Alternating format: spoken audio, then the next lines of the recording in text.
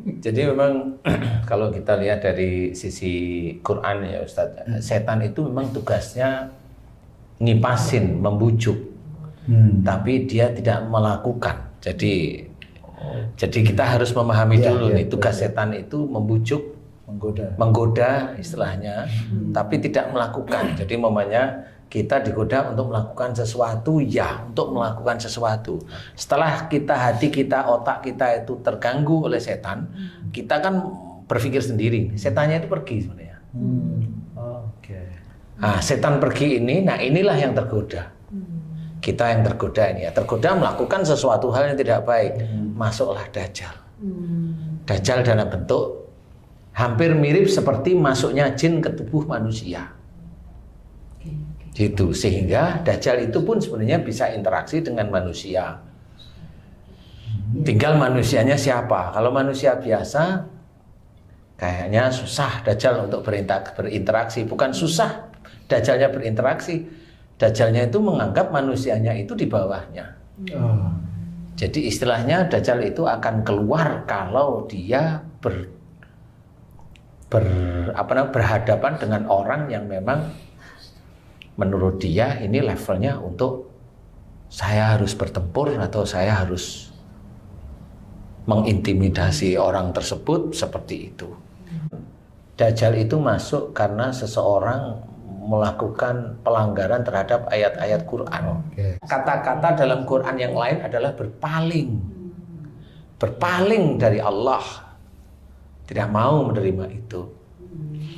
Makanya salah satunya yang berpaling itu dijelaskan dalam ayat Quran yang lain, atiullaha wa rasul. Fa in tawallau. Nah ini. Fa in tawallau, jika engkau berpaling, fa innallaha la yuhibbul kafirin. Maka Allah tidak menyukai orang-orang yang kafir. Jadi sudah dijelaskan sebenarnya runutannya itu. Dajjal sendiri itu dia akan diem aja. Kalau dia udah diem itu udah tahu orang ini nanti suatu ketika kalau memang Allah mengizinkan bagi dia, walaupun dia nggak punya pikiran seperti itu. Nanti kalau tuannya dia sendiri itu datang, itu seperti ilmu pelet, Ustadz. Jadi orang itu pasti kepelet dengan yang punya ilmu pelet. Pasti gitu. Jadi siapapun orangnya kalau memang sudah ada Dajjal, selesai dia. Nah yang kita takutkan adalah kafirlah dia. Kafir beneran. Gitu. Nah itu memang tugasnya Dajjal. Sama seperti setan tugasnya menggoda, sudah menggoda. Nah bagi orang-orang yang lain ya ada orang-orang yang bukan Muslim, ya ada tugasnya apa? Menguji orang Muslim yang lain. Pada waktu diuji gimana? Bisa nggak dia orang Muslim tersebut itu menerjemahkan ayat-ayat Quran sehingga dia tidak terpancing ke ranah pertempuran yang dibikin oleh orang tersebut? Kan harus seperti itu. Kalau dia terpancing masuk, ya Dajjal masuk lagi ke orang itu. Kan begitu-begitu aja Ustaz. Cara kerja mereka. Ya kan? Jadi gimana caranya kita itu, kenapa tauhid agama kita, tauhid itu harus ditegakkan? Salah satunya itu. Karena seorang Islam, dia kan bisa aja hanya iman kepada Allah, iman. Tapi dia nggak sholat. Yang ada sholat tapi melanggar yang lain-lain. Kan banyak nih posisi-posisi seperti itu.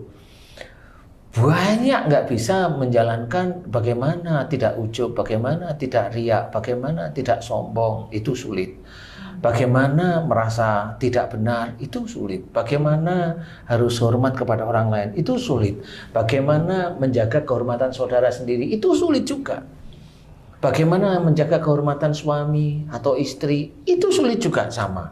Dan di situ itu ayat-ayat Quran kan hilir mudik ada di sekitar sebenarnya. Tinggal kita mau patuh atau enggak, hanya gitu aja. Nah, di titik-titik itulah sebenarnya mereka masuk.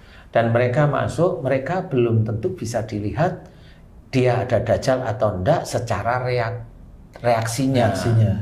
Tapi kalau orang ingin mencari kebenaran, kebaikan, tauhid yang benar-benar lurus dari ajaran Islam, dari ajaran Rasulullah Muhammad SAW, nah Dajjal itu bereaksi pasti. Dia bereaksi gimana caranya orang itu jangan gitu. Gimana caranya orang itu jangan, nggak boleh halangi seperti itu. Nah, itu sudah bukan seperti setan yang ngojok-ngojoki berbuat buruk. Nah, ini sudah menghalangi karena Dajjal itu sendiri sebenarnya sama mirip seperti jin, dia bisa menguasai tubuh manusia. Kalau setan nggak bisa. Dia hanya menggoda.